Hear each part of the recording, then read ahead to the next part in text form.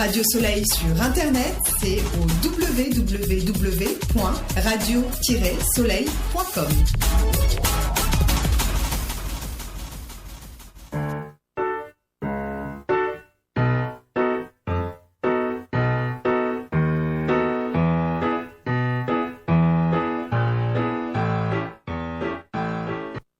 Bonjour à toutes, bonjour à tous, bonjour Hamid, notre metteur en ondes, bonjour Chantal. Bonjour André. Pour ce nouveau numéro de Jeux de scène et plus. Alors, Jeux de scène, l'actualité du théâtre et autres scènes, et puis et plus, eh bien, ailleurs que sur les scènes. Alors, Chantal, je vais commencer par vous parler de Paradoxe au T2G. De Monarque d'Emmanuel Mérieux au TQI Ivry. Vie et destin, c'est au théâtre de la ville Les Abbesses. Cumina de Victor de Oliveira au TQI Ivry. Et puis le procès d'une vie de Barbara Lambalé que j'ai vu au Splendide. Nous serons toujours là de Ryoko Seriguchi que j'ai vu à la Maison du Japon. Paradoxe de Florence Janas et Guillaume Vincent au T2G Gennevilliers. Alors, c'est un spectacle... Alors, c'est assez rare ce genre de choses où quand je commence à voir le spectacle, je commence à me dire mais c'est pas formidable. Et puis, ça change. C'est-à-dire que après, ou la maman, eh bien, tout d'un coup, je commence à m'y intéresser davantage et ça commence à me plaire plus. Donc, dans ce sens-là, c'est bien parce qu'on finit. Alors, bon, c'est Florence Janas. Il a commencé à écrire cela quand sa grand-mère est morte. Et il connaissait Florence et Florence, il se trouve aussi que elle, sa mère, est morte un peu dans les mêmes temps. Là, ils ont créé un spectacle sur le deuil qui est assez compliqué. C'est pour ça peut-être qu'au début, j'ai pas tout bien compris, parce que on change les personnages. La grand-mère devient la mère, c'est la mère qui va parler de sa mère, que ce soit le petit-fils qui parle de sa grand-mère. On va avoir comme ça une espèce d'introspection à l'intérieur des familles, avec des personnages très différents, parce qu'il y a bien une quinzaine de personnages en fait dans ce spectacle, on ne comprend pas toujours. Hein. C'est ça qui est bon. Donc il y a cette espèce de mise en scène du deuil, ou de l'absence de deuil, je ne sais pas comment faut dire, qui est là, mais bon, avec une certaine distance qui fait que c'est pas du tout pathétique ni rien. Hein. On est quand même dans une sorte de chronique différenciée des choses, avec simplement ces deux personnages qui sont là sur scène avec assez peu de moyens, assez peu d'effets, etc. Bon, mais justement, ça a un petit peu son charme d'une certaine manière. On va jouer des lumières, on va jouer des bruits, etc. Et on va avoir... alors, ce qui est formidable, si tu veux, c'est que ça a beau quand même, à un moment donné, m'intéresser, je serais incapable de raconter exactement. C'est un paradoxe. Les choses, c'est un peu le paradoxe. Donc voilà, ça s'appelle Paradoxe et c'est au T2G. Vous avez jusqu'au 26 pour aller le voir, une petite semaine. Chantal, tu nous parles de Monarque. Oui, ça se donne encore le mardi 20 janvier, le mercredi 21 janvier. C'est Emmanuel Mérieux donc, qui a conçu ce spectacle. Bon, j'ai l'impression qu'il y a des intentions dramatiques qui sont intéressantes, qui sont originales, mais qui pour moi n'ont pas tellement fonctionné. Pourtant, cela raconte deux belles odyssées, et tragique, celle de migrants mexicains qui sont sur un train, le train La Bestia, et puis l'odyssée aussi d'un passionné de parapente. S'ajoute une très belle référence colorée, scénique, aux papillons les monarques qui migrent du Canada jusqu'au Mexique. Bon, c'est une histoire singulière qui part du vrai, mais qui, pour finir, m'a paru une fable très inégale. D'abord, il y a peu de personnages pour représenter l'errance des Mexicains. Il y a Jean et son compagnon estropié qui est représenté par un mannequin et une jeune femme enceinte. Je trouve que cette fable manque de l'esprit, de quelque chose de collectif. Alors le passage où Jean s'installe sur le toit du train, en situation de survie, m'a paru extrêmement long. La langue, il parle, mais la langue pour moi est plutôt banale, plutôt prosaïque, sans distanciation, et donc j'y ai pas vraiment cru. Pourtant, Emmanuel Mérieux, il a fait construire une grande structure qui représente 3 wagons de train, mais à échelle réelle, et ça donne un tableau très fort, mais figé comme mort. Les effets de lumière ne suffisent pas à nous faire croire que le train se déplace. Il y a des mannequins, il y a beaucoup de mannequins qui sont très beaux, dans des postures très différentes. Ce sont des mannequins d'Émilie Barbelin. Mais moi, j'ai trouvé que le texte n'était pas en raccord avec cette situation, puisque je n'y ai pas cru. Alors, le théâtre, quant au théâtre, il est assez réduit, il est minimaliste, parce que on commence avec un grand film documentaire sur les 2 enfants qui sont passionnés de ces papillons monarques, dont, bien sûr, le futur parapentiste. Alors, pour moi, il y a simplement, ça prend vie quand apparaît ce fameux parapentiste avec sa grande voile qui prend toute la scène. Donc là, il se passe quelque chose d'humain, quelque chose de poétique, avec cette idée de s'envoler pour retrouver un frère. Alors, ce qu'on ressent, ce que j'ai ressenti moi, c'est un malaise à cause du sujet tout de même, tragique, la migration, et aussi à cause de la proposition scénique. Je l'ai vu au TQI, Théâtre des Quartiers d'Ivry.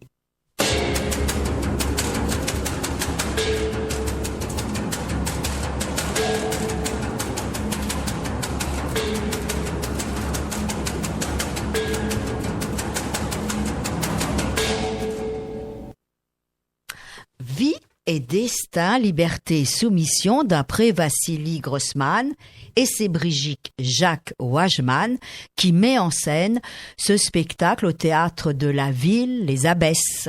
Oui, alors, donc, Vassili Grossman, c'est quelqu'un, Vie et destin, ça va apparaître dans les années 80, et il est déjà mort depuis quelque temps.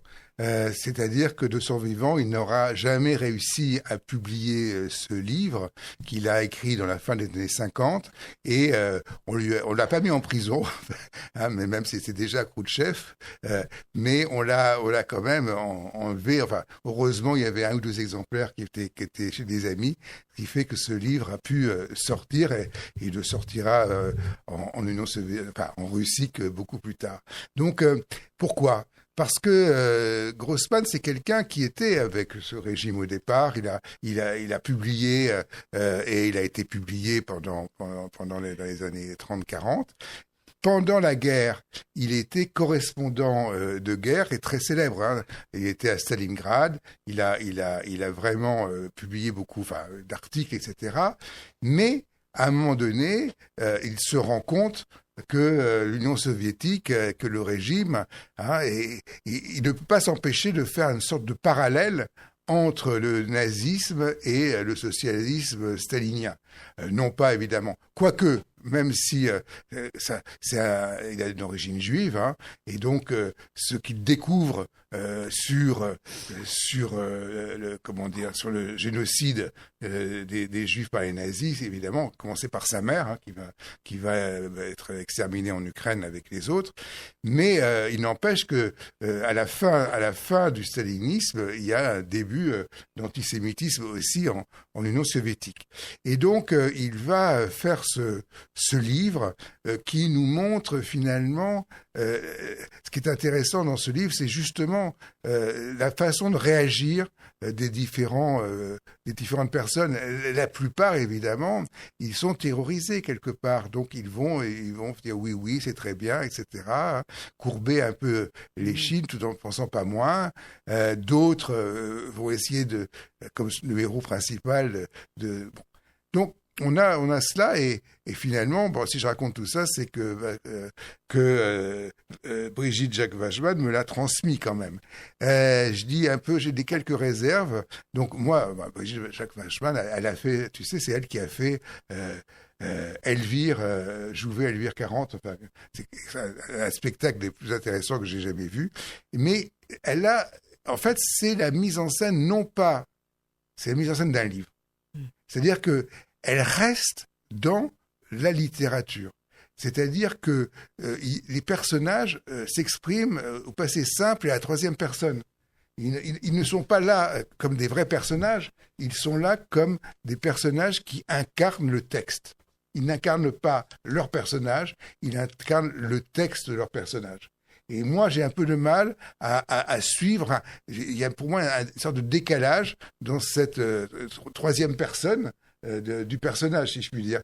Et donc voilà, donc je suis un peu partagé sur ce spectacle, parce que d'un côté, évidemment, sur le fond, ça m'a beaucoup intéressé, et ce livre est passionnant, mais d'un autre côté, j'étais plus devant un livre que devant un spectacle, vraiment. Bon, enfin, ceci dit, c'est quand même très, très intéressant, donc ça s'appelle... Oui, moi j'ai trouvé quand même qu'il y avait des acteurs, c'était vraiment... Il y avait neuf acteurs pour représenter tous les personnages. Tu as raison, ça part du livre, c'est une mise en situation, bien sûr, de ce bouquin, mais on part du livre, il s'exprime à la troisième personne et à un moment donné, il y a un jeu tellement incarné, ils installent tellement d'émotions qu'il y a le jeu JE du personnage qui apparaît. Puis c'est beau parce qu'elle a fait quand même un montage de texte avec un angle de vue.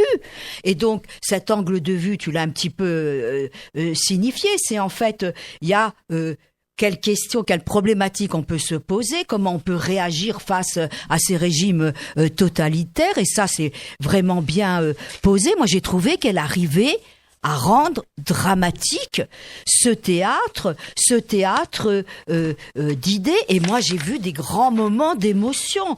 Quand, par exemple, le personnage principal, Victor Strump, le physicien spécialiste du nucléaire, il apprend qu'il est juif. Comment? Eh bien, parce qu'il reçoit une lettre de sa mère. Ben, imaginez le comédien Bertrand Pazos. Donc, il est affalé sur un canapé et à ce moment-là, il y a la comédienne Raphaël Bouchard qui vient et qui lit la lettre de la mère. Moi, j'ai eu presque envie de pleurer à ce moment-là. Il y a l'épisode de Stalingrad aussi, on voit bien quand même la résistance.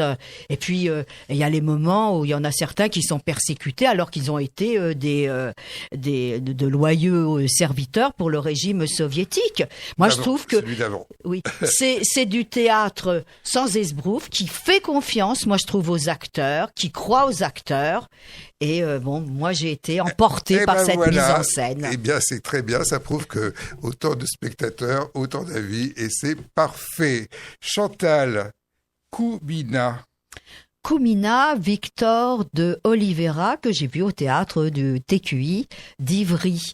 Alors, Victor de Oliveira, il est né au Mozambique et dans ses spectacles, eh bien, il interroge son histoire vagabonde.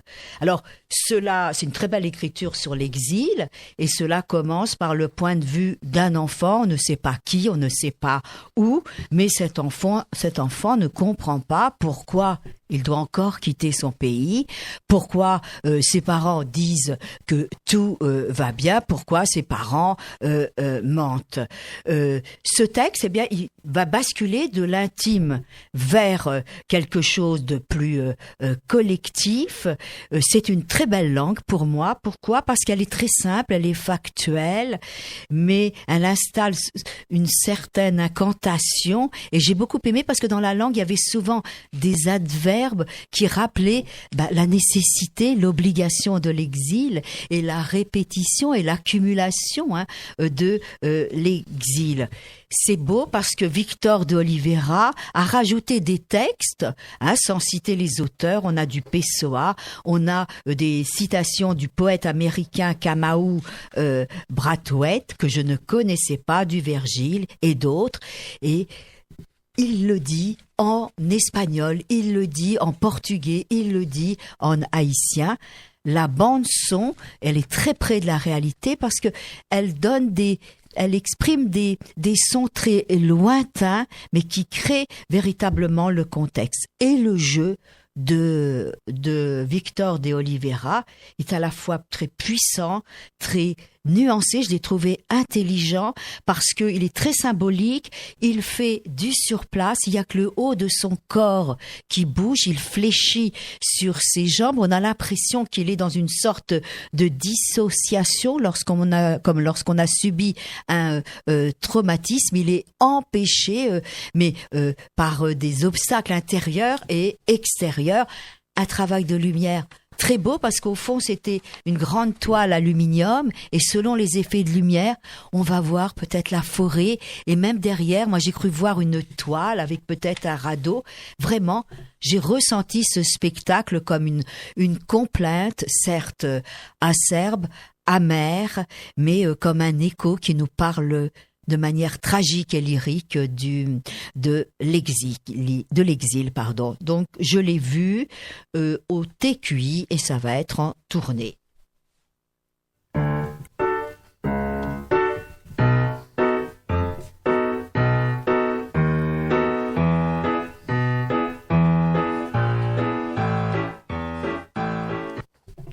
Au Théâtre du Splendide, le procès d'une vie de Barbara Lambalé et Karina Testa. C'est la mise en scène de Barbara Lambalé.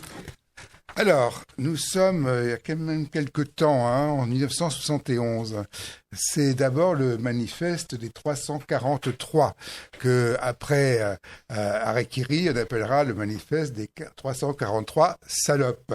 C'est ces femmes qui revendiquent le fait d'avoir avorté à un moment où l'avortement est quelque chose de pénalement interdit et entraînant vraiment des peines. Et donc, il y a Simone de Beauvoir, il y en a d'autres, mais quelques mois plus tard, il va y avoir le procès de Bobigny. Le procès de Bobigny, c'est l'histoire de Marie-Claire, une jeune fille de mon âge, enfin, à l'époque, c'est-à-dire elle a 17 ans, elle a 16-17 ans, et elle avorte avec l'aide, finalement, de sa mère et d'autres personnes. Et les voilà, toutes ces femmes, 4 ou 5 femmes, qui vont être mises en procès, et on va tomber sur Gisèle Halimi. Alors, cette pièce, elle est justement faite à partir du procès de Bobigny, Choisir la cause des femmes, de Gisèle Halimi, et de la vie de Gisèle Halimi. Et donc, on va avoir la plus grande partie de cette pièce, c'est la manière dont Gisèle Halimi, qui dit bien à celles qui sont accusées qu'elle veut en faire un procès politique, qu'elle veut s'en servir aussi pour la cause des femmes. On va avoir la préparation, la façon dont elle va convaincre chacune, enfin elle va laisser parler chacune. Donc on a ça. Donc ça donne une pièce que j'ai trouvée très intéressante, d'une part parce que en tant que telle, elle est intéressante, c'est-à-dire que c'est vivant, c'est bien enlevé, on est vraiment dans une situation bien concrète. Et ce que j'ai trouvé aussi de très intéressant, j'ai connu cette époque-là. N'empêche que on mesure la distance qu'on a prise, même si peut-être qu'on n'en est pas toujours convaincu, et même si c'est pas encore très évident aujourd'hui. Il n'empêche que la société, en tout cas la française, a changé quand même par rapport à cela, grâce justement à ce combat de Gisèle Halimi et de ces femmes. Il n'y a pas que les manifestations, il y a aussi ça qui compte. Donc j'ai commis un petit sonnet-théâtre acrostiche qui s'appelle « Droit de la femme ». Droit de la femme, ou bien le procès d'une vie, retour à Bobigny, au célèbre procès, où Karima Testa Barbara Lambalé invite à 7 ans de la femme asservie. Temps pas si vieux, hélas, de liberté ravie, des femmes sur leur corps en tubes à essai et bons à reproduire en étant engrossés, les 343 l'avaient dit à l'envi. Avec ce spectacle enlevé et vivant, forcé de constater et l'après et l'avant, et Gisèle Halimi, les unes et les autres, montrent ce qu'il a fallu de courage et de force morale et politique pour créer le divorce entre les lois d'alors et maintenant les nôtres. Voilà. Donc c'est au Splendide. Chantal, Georges de la Tour, entre ombre et... Non, je crois que c'est plutôt Nous serons toujours là. Nous serons de toujours Ryoko, là. Ah, pardon. de Ryoko Seri-Guchi que j'ai vu à la Maison du Japon. C'est une performance poétique, musicale, très originale, parce qu'elle est fondée sur des correspondances, parce que c'est une sorte de méditation à partir de nos sens, l'ouïe, le goût et l'odorat. Alors, 3 domaines, le musical, le culinaire et puis la littérature sont en synesthésie. Nous, spectateurs, nous nous voyons recevoir un petit plateau en carton sur lequel figurent 5 produits que l'on va savourer, mais à un moment donné, lorsque le chef Sushio Yamaguchi se lèvera, il est assis côté cour, et il se lève, il nous fait signe, et on prend alors le petit produit à savourer. Ça a commencé par une petite feuille de sauge qu'on a frottée entre nos mains. C'est philosophique et ça pose des questions que la récitante, qui a une très belle voix, et quelqu'un d'autre, mais dont la voix est préenregistrée, énonce. Ryoko Seri-Guchi, par son parler, je trouve, par son articulation, est assez envoûtante. Rien n'est linéaire. Et donc, la voix s'entrecroise avec des notes de musique, de clavier, de platine, de Trami Nguyen et de Laurent Durupt. Cette méditation, c'est une méditation sur le début, sur la fin, sur le continuum, sur le non-continuum. Quand commence-t-on à entendre l'onde des sons? Quand cela s'arrête-t-il? Est-ce qu'on a la mémoire de la saveur? Est-ce qu'il y a des goûts acouphènes? Et bien sûr, cette réflexion, elle va basculer sur la mort. Quand est-ce qu'on se souvient du mort? Est-ce qu'il ne reste que la fin de vie? Est-ce qu'il y a la fin de mort? Bon, ce mouvement, ce spectacle, c'est comme une sorte de réflexion sur nous-mêmes, mais tout est concret, tout est sensuel, et moi je suis sortie très apaisée de ce spectacle. Et auparavant, j'avais vu une petite exposition dans la Maison du Japon, l'ikebana.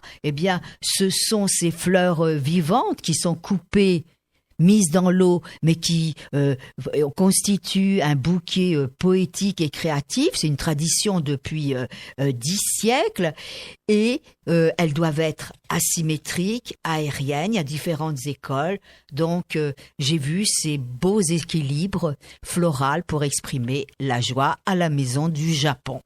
Donc, Maison du Japon, je vous ai parlé du procès d'une vie de Barbara Lambalé et Karine Testa, au Splendide. De Kumina de Victor de Oliveira, au TQI Ivry. Vie et destin, liberté et soumission d'après Vassili Grossman, mise en scène de Brigitte-Jacques Wageman au Théâtre de la Ville des Abbesses. De Monarque d'Emmanuel Mérieux, toujours au TQI d'Ivry. Et de Paradoxe de Florent Janos, Guillaume Vincent, au T2G Gennevilliers. Et voilà pour la première partie de Jeux de scène. Mais nous allons parler de plus. Nous allons vous parler d'exposition. Chantal, Fluctuart pour moi, La manufacture des œillets pour toi. De cinéma, Fursi né libre d'Abd al-Malik et de La nuit des pères de Gaël Josse. Du Rififi à Ménilmontant, c'est une BD, et de Georges Latour, c'est une exposition. Et donc là, avant de vous retrouver, on entend justement quelque chose d'Abd al-Malik.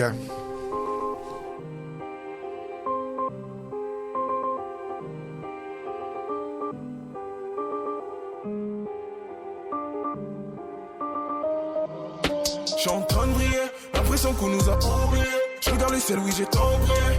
Ils nous ont mis des barrières, nous fument et nous laissent dans les cendriers. Je peux pas m'échapper, j'ai le poing lié. Il veut me couper la tête. Pas de paix sans que Babylone paie. Dans ma tête y'a Racine et 12 fiers se lèvent. Devant nous et de quoi Nkrumah, je suis les lèvres. Mode bancal, recherche d'équilibre et prêt à croiser le fer.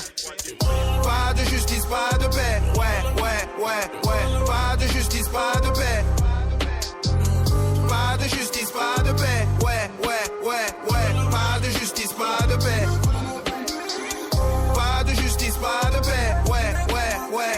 Pas de justice, pas de paix. Pas de justice, pas de paix. Ouais. Pas de justice, pas de paix. Ouais. Négroïde, mon pédigré, je suis dénigré. Esclave, moi chez eux, immigré. Eux chez moi, expat. Ma franchise comme d'habitude. Affranchi, je récapitule. Comptez les beaux-arts, comptez les Rosa Parks sont dans mes particules. On se dit mais c'est martial. T'es un zombie, pas leur égal, c'est le capital. Y'a eu aucun mort au Capitole. Si c'était des noirs, ça aurait fini mal. Une balle dans la tête, c'en est fini. 2 doigts, 2 poids, 2 mesures, des kilos de blessures. Que des amalgames qui nous font mal. Pas de justice, pas de paix. Ouais. Pas de justice, pas de paix. Ouais. Pas de justice, pas de paix. Ouais. Pas de justice, pas de paix. Ouais. Pas de justice, pas de paix. Pas de justice, pas de paix. Pas de justice, pas de paix. Nous indépendantes. J'obéis ni à ton grand-père ni à ta grand-tante. Ils aiment dire qu'ils ont aidé l'Afrique, ils oublient qu'elle était pas consentante. Freedom pour mes frères et mes sœurs. Freestyle full en liesse. Je fais peut-être du rap de niche, mais personne ne me tient en laisse. C'est le paradoxe du monde moderne où ton épiderme et ton statut se mêlent. Justice c'est d'abord une praxis, tracer l'abscisse, ordonner la paix, crever l'abcès. Écoute mon accent, me donne-t-il accès à un autre présent qui refuse de se passer, déshumaniser. Pas besoin d'un sentiment, je suis et demeure un homme libre comme le vent. Pas de justice, pas de paix. Ouais. Pas de justice, pas de paix. Pas de justice, pas de paix. Ouais. Pas de justice, pas de paix. Pas de justice, pas de paix. Ouais. Pas de justice, pas de paix. Pas de justice, pas de paix. Ouais. Pas de justice, pas de paix.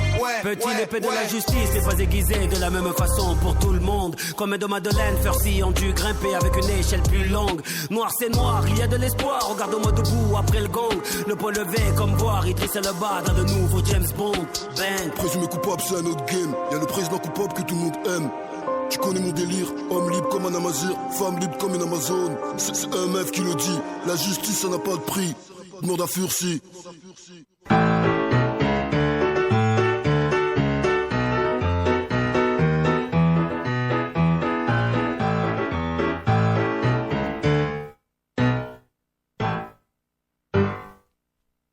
Rebonjour à toutes et à tous.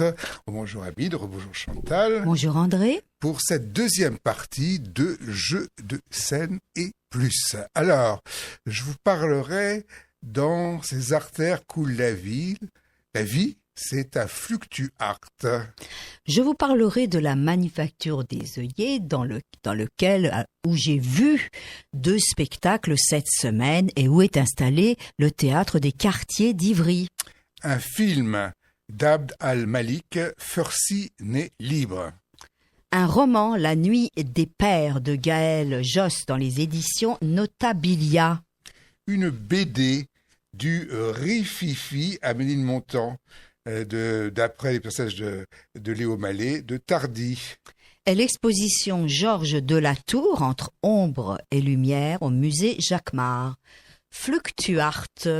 Alors, Fluctuart, c'est un lieu qui se trouve près des Invalides, sous le pont des Invalides, plus ou moins. C'est quelque chose qui a été construit sur la Seine. Enfin, ça donne, enfin, c'est accroché au quai et c'est une sorte, il y a 3 étages là, qui sont là. Et donc, on va pouvoir voir des expos et c'est la première fois que ce lieu va sous-traiter au privé une exposition. Et là, on se retrouve avec quelque chose qui s'appelle « Dans ces artères coule la vie ». C'est fait à travers, enfin, pour le street art, pour les gens qui s'expriment dans la rue. Et donc, le commissaire a demandé, Jérôme Dauchet, sa collection, a demandé parmi 300 candidats, il y en a plus de 70 qui sont là, avec un cadre très précis. Il s'agit de prendre comme fond le plan du métro parisien.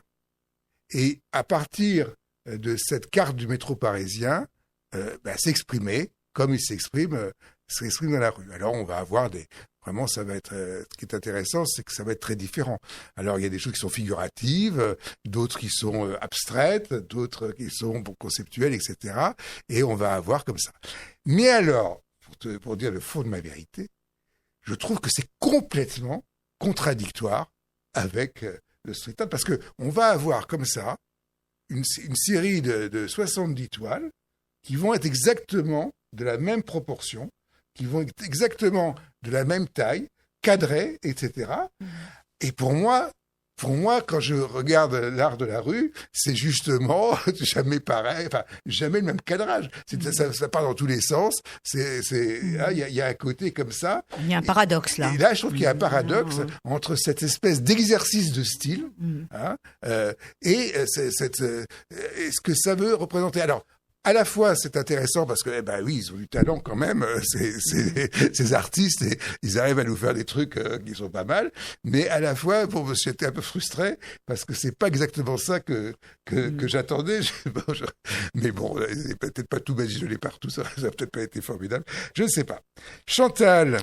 Oui, dans la rubrique des théâtres remarquables, moi je voulais vous parler de la manufacture des œillets à Ivry-sur-Seine parce que c'est un théâtre accueillant que j'aime bien. Et puis cette manufacture, eh bien c'est le lieu du TQI, du Centre dramatique du Val-de-Marne.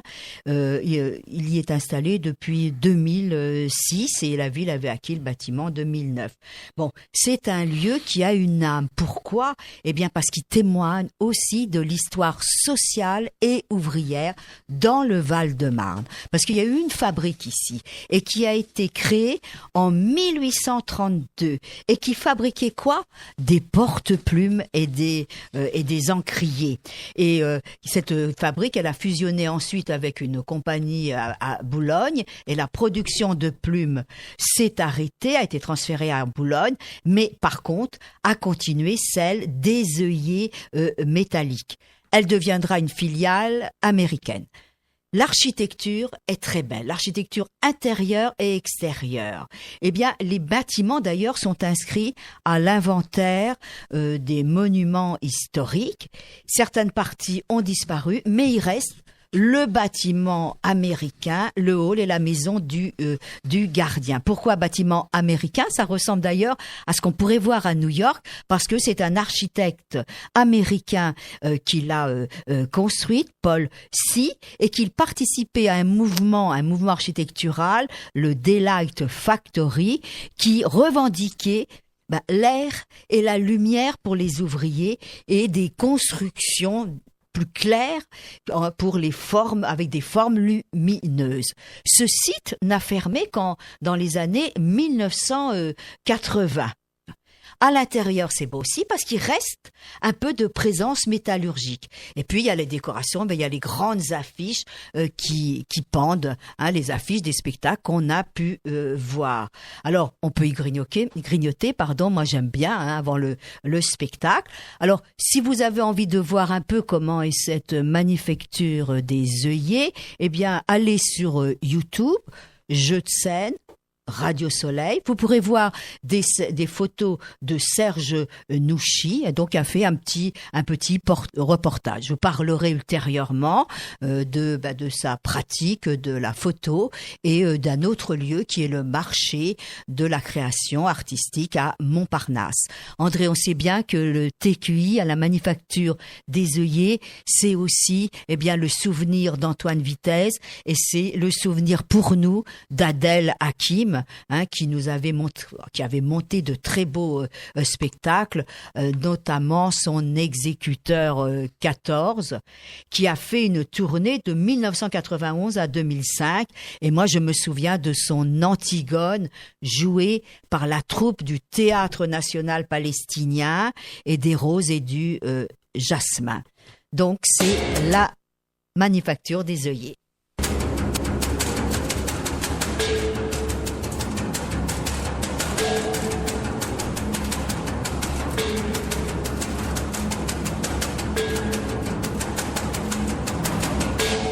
Farsi n'est libre d'Abd el-Malik.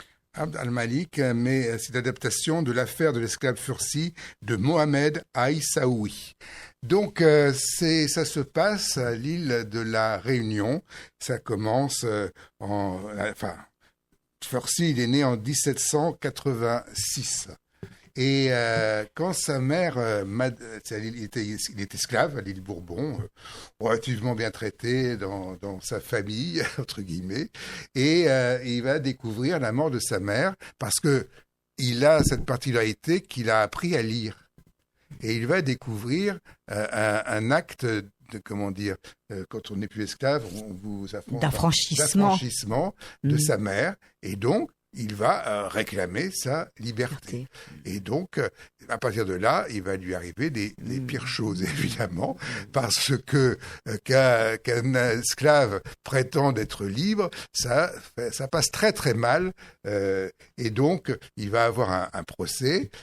Et malgré le procureur qui vient de la métropole et qui le soutient, il va être condamné, entre guillemets, non reconnu libre, et puisqu'il a quelque part, il s'est rebellé, il va être envoyé à l'île Maurice où ses conditions d'esclave vont être bien pires que celles qu'il avait à l'île Bourbon. Et donc c'est cette bataille de ce drame historique, cette bataille de Fursi pour la reconnaissance de liberté qui fait le scénario de ce film. Alors, moi, j'ai bien aimé ce film, d'une part parce que quand même, c'est quand même temps qu'on réfléchisse un tout petit peu à la colonisation et la décolonisation. On n'a pas fini quelque part. Et donc, l'esclavage tient une grande place dans cette histoire de la colonisation française. Et cette époque, c'est celle où, alors c'est ce que j'ai aimé aussi, c'est que on peut pas dire d'un côté il y a les Français qui sont des esclavagistes et de l'autre côté non. Et en France même, il y a des gens qui se battent contre l'esclavage. On connaît le texte de Montesquieu et d'autres, et on a cette, parce que quand même l'esclavage a été aboli à la Révolution. Et c'est Napoléon qui l'a rétabli. Et ce qui est intéressant, c'est quand même de voir tout ce temps, parce que tout ce temps qui se passe entre le rétablissement de l'esclavage par Napoléon et enfin en 1848, la fin de l'esclavage. C'est-à-dire qu'à un moment où on sait déjà que l'esclavage est quelque chose d'épouvantable, on va encore le garder, et etc. Et ce que j'ai trouvé intéressant dans ce film, c'est qu'on a bien les deux points de vue. C'est-à-dire que le point de vue des espèces de des esclavagistes paternalistes quelque part, hein, c'est ça qui est assez rigolo entre guillemets, mais qui évidemment n'ont pas à remettre en cause la question. Donc moi j'ai trouvé que c'était un film bien fait. Bon, voilà, on se prend parce évidemment on se met dans la peau des personnages et on suit un petit peu tout ce qui se passe parce qu'il n'est pas si schématique et si simpliste que ça, et je trouve intéressant. Donc il faut aller voir Fursi, né libre, d'Abd al-Malik, qui sort en ce moment. Voilà.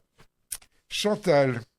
Alors donc un roman, La Nuit des Pères. Ben oui, La Nuit des Pères de Gaël Josse. Alors curieusement cette semaine, j'ai lu un roman et j'ai vu un film qui allait dans le même sens, qui traitait de la même thématique, à savoir des relations entre parents et enfants adultes et leurs difficiles rencontres, leurs difficiles retrouvailles. Alors dans ce roman, c'est l'histoire d'Isabelle qui va être appelée par son frère Olivier, qui revient voir son père très affaibli, âgé, etc.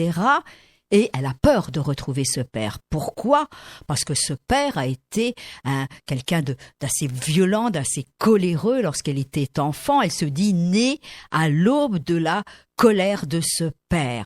Elle se souvient qu'il lui avait dit, par exemple, « Tu ne seras jamais aimé de personne ». Ce père était un guide de montagne. Elle, par opposition, elle va choisir la mer, elle fera de la plongée, elle sera réalisatrice de films pour le personnage.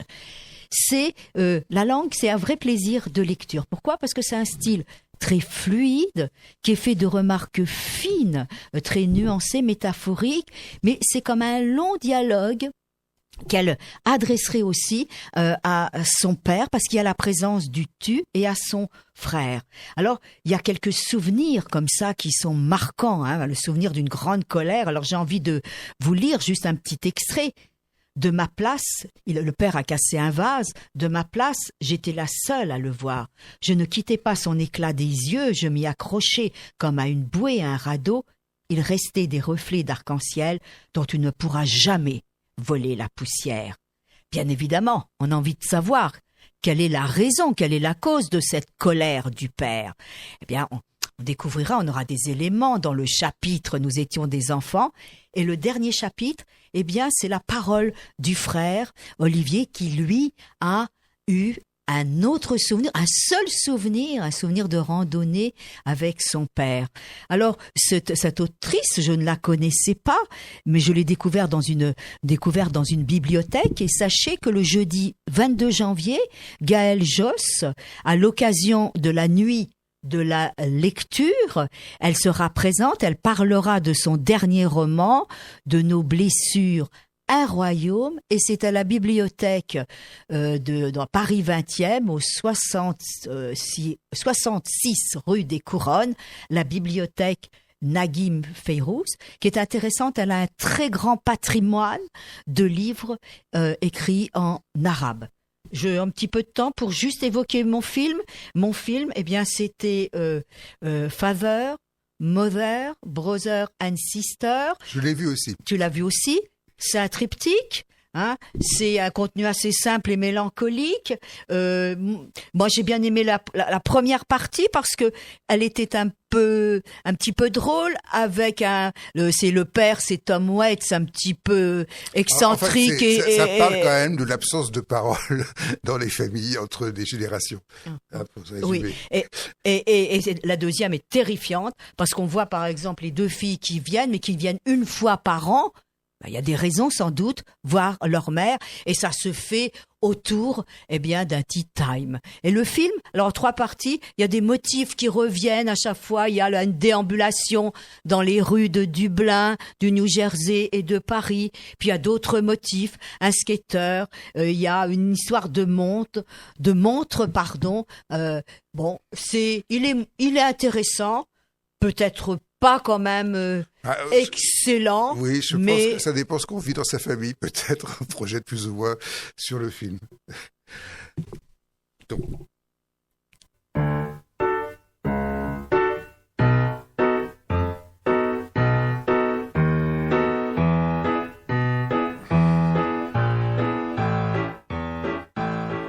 Du Rififi à Ménilmontant. Eh oui, tu sais, Ménilmontant, moi, ça me dit Tu l'aimes bien, chose. ce quartier. Bah oui, je monte ma rue, là, pratiquement, et là, je retombe sur cette librairie qui vient d'ouvrir pour les BD en particulier, et je tombe sur ce Tardy d'après les personnages de Léo Mallet, qui est sorti il y a quand même un peu plus d'1 an. Bon, bref, ce qu'il y a, c'est que c'est assez amusant parce que il en a créé beaucoup, Tardy des Léo Mallet et avec le personnage qu'il a. Mais là, ça faisait plusieurs années, qu'il n'en avait pas fait. Et tout d'un coup, il a recréé ce spectacle, une BD. Alors bon, on connaît le style du dessin de Tardy, qui est vraiment incroyable, même si il se fait aider quand même par Jean-Luc Ruot pour les couleurs.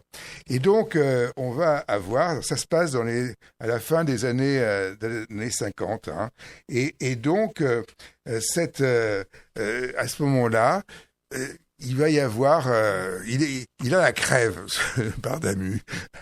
Et il va se retrouver confronté à ces cachets de médicaments, mais ce médicament, ça se complique parce que, je vais pas tout vous raconter, mais je vais pas spoiler trop le truc, mais bon, bref.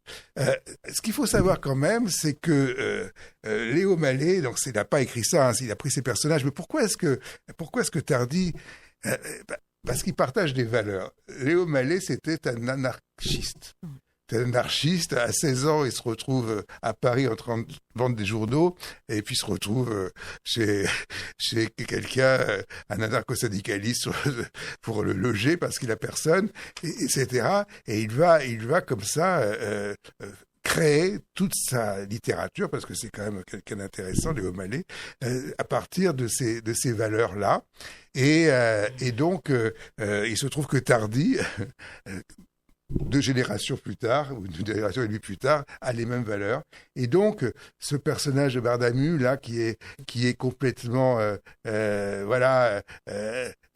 déconnecté à la fois de la police, il a un regard social assez intéressant sur ce quartier du 20e arrondissement. Voilà. Donc, j'ai trouvé ça très intéressant, du Rififi à Ménilmontant. Georges Delatour, Chantal. Oui, Georges Delatour au musée Jacquemart. C'est une exposition, on dirait, modeste, vu le nombre d'œuvres, mais c'est grandiose par quand même Georges Delatour. Georges Delatour, c'est un peintre mystérieux du XVIIe siècle dont on ne connaît pas grand-chose. Elle s'intitule « Entre ombre et lumière ». Alors, Georges Delatour, il a vécu dans le duché de Lorraine et il a fait une brillante carrière. Il était très connu à son époque avec les ducs de Lorraine et même il est allé à la cour du roi Louis XIII. Eh bien, on l'a oublié complètement après sa mort, et on l'a redécouvert au XXe siècle. Alors, j'avoue que les conditions de visite au musée Jacquemart peuvent être très difficiles, s'il y a vraiment beaucoup de monde. Donc, il faut bien choisir son jour et son horaire. Mais j'ai quand même trouvé du plaisir. Pourquoi ?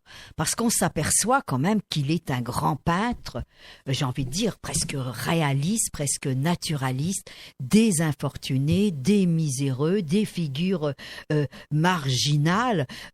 Par exemple, je retiens le tableau « Les mangeurs de pois » où on assiste à un repas très chiche d'un couple âgé. C'est une des œuvres les plus marquantes et il donne toujours, par le traitement audacieux de sa peinture, il donne toujours il attribue une dignité à tous ces pauvres. Alors, on sait, entre ombre et lumière, que le travail de la lumière, fait la beauté des tableaux de Georges Delatour. Lumière naturelle et artificielle. Et il s'inscrit dans le courant du caravagisme. Ce courant, dès 1610, et il y a 2 tableaux qui en témoignent, de Jean Leclerc et de Mathieu Lenain, l'importance déjà du clair obscur. On ne sait pas s'il est allé en Italie, ce Georges Delatour, peut-être aux Pays-Bas. Moi, je me suis amusée à regarder plus longuement les tableaux où il y avait bien sûr des bougies du côté des saints, ces saints qui ont toujours une grande dimension spirituelle, dans des poses un peu figées, en demi-figure. On sent qu'il y a un drame intérieur là.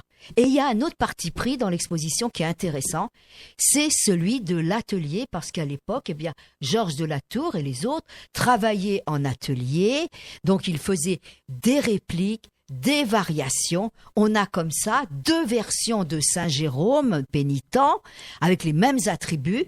Il y en a un, c'est la version de Grenoble. On voit bien le manteau rouge du pénitent Saint Jérôme déchiré. Et puis le deuxième, on dit que c'est la version de Stockholm, commandée par Richelieu. Et bien là, il y a le chapeau du cardinal. Donc, c'est très intéressant de voir ces reprises par Georges Latour et son atelier de ses travaux. Elle est prolongée jusqu'au 22 février devant son succès. Musée Jacques Mars, c'est où ça exactement? Ce serait du côté, je pourrais pas te le dire exactement, des grands boulevards un peu là. Voilà. Alors, on vous a parlé donc de Georges de la Tour. Je vous ai parlé de Riffy-Ménilmontant, évidemment. C'est pas Barthélemy, c'est Nestor Burma. Je sais pas ce qu'il m'a appris. J'aurais dû relever. Nestor Burma, le héros de Léo Mallet. Et puis Chantal. Alors, La Nuit des Pères de Gaël Josse aux éditions Notabilia, roman. Le film Fursi, né libre d'Abd al-Malik. Et donc, aller à la Manufacture des œillets pour voir bien sûr des spectacles du TQU, mais pour voir aussi ce très beau lieu d'histoire et de théâtre à Ivry-sur-Seine. Alors, allez voir la rue Fluctuart, dans ses artères coule la vie. Donc voilà pour cette deuxième partie de notre jeu de scène et plus. Et nous, on se retrouve mardi prochain pour de nouvelles aventures de scène et de hors scène. Au revoir.